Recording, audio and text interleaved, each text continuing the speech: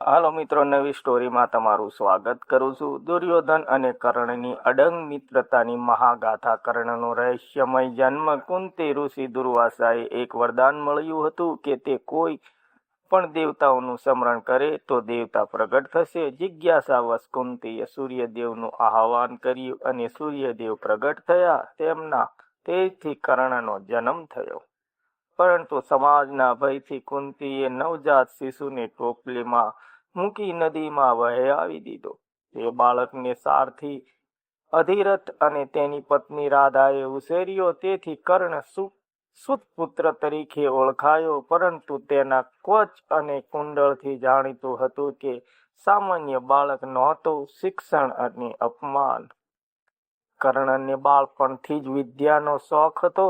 તે અર્જુન જેટલો જ શક્તિશાળી બનવા માંગતો હતો, પરંતુ સમાજ તેને સુતપુત્ર કહીને અપમાન કરતો. તેને પરશુરામ પાસેથી શિક્ષણ મેળવવા માટે પોતાને બ્રાહ્મણ કહી ઓળખાવ્યો. જ્યારે પરશુરામને સત્ય ખબર પડી, તેમણે કર્ણને શ્રાપ આપ્યો કે મહત્વની ક્ષણે તે પોતાની વિદ્યા ભૂલી જશે. રંગભૂમિ. ઐતિહાસિક ક્ષણ.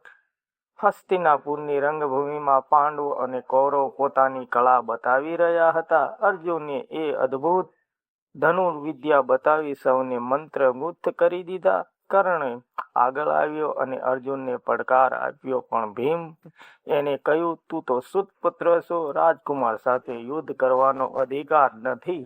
આ શબ્દ કર્ણ માટે અગ્નિ સમાન હતા. દુર્યોધનની મિત્રતા. આ સમયે દુર્યોધન ઊભો રહ્યો. તે બોલ્યો, વીરની ઓળખ તેનો જન્મ નહીં પણ તેનો પરાક્રમ કરે છે. દુર્યોધને તરત જ કર્ણને અંગ દેશનો રાજા બનાવી દીધો. આ ક્ષણે કર્ણને જીવનનું પ્રથમ સન્માન મળ્યું. તે દિવસથી કર્ણને દુર્યોધને પોતાના પ્રાણ કરતા પણ વધારે પ્રિય મિત્ર બન્યો. અડંગ વફાદારી. સમય પસાર થયો. પાંડવો અને કૌરવો વચ્ચે મતભેદ વધતા ગયા.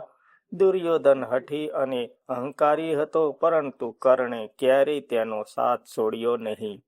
જ્યારે શ્રી કૃષ્ણએ કર્ણને કહ્યું કે તે કુંતીનો મોટો પુત્ર છે અને પાંડવોનો ભાઈ છે, ત્યારે પણ કર્ણને જવાબ આપ્યો, મિત્રને છોડી હું રાજ નહીં સ્વીકારું. કુંતી અને કર્ણની મુલાકાત. યુદ્ધ પહેલા કુંતી અને કર્ણને મળવા આવી. તેને સત્ય કહ્યું અને વિનંતી કરી કે પાંડવોનો સાથ આપ. કર્ણે કહ્યું, માં, તમે આજે મને ઓળખ્યા, પરંતુ જેણે મને અપમાનમાંથી ઉગારી રાજા બનાવ્યો તે દુર્યોધન છે. હું તેને દગો નહીં દઉં. પરંતુ તેને વચન આપ્યું કે તે માત્ર અર્જુન સાથે જ યુદ્ધ કરશે. કુરુક્ષેત્ર યુદ્ધ.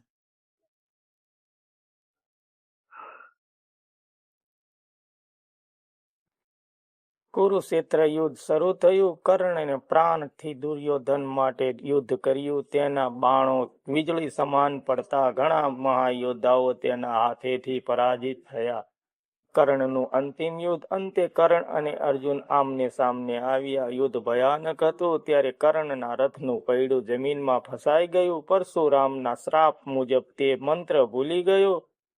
તે નિશસ્ત્ર બન્યો. અર્જુને બાણ છોડ્યા અને કર્ણ ધરાશયી થયો. દુર્યોધનનો વિલાપ.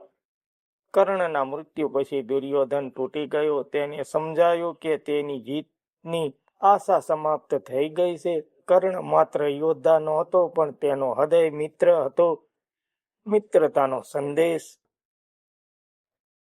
દુર્યોધન અને કર્ણની દોસ્તી આપણને શીખવે છે, સાચો મિત્ર મુશ્કેલીમાં સાથ આપે, સન્માન આપનાર પ્રત્યે જીવનભર વફાદારી રાખવી, પરંતુ મિત્ર હંમેશા ધર્મ અને સત્યના માર્ગે હોવી જોઈએ.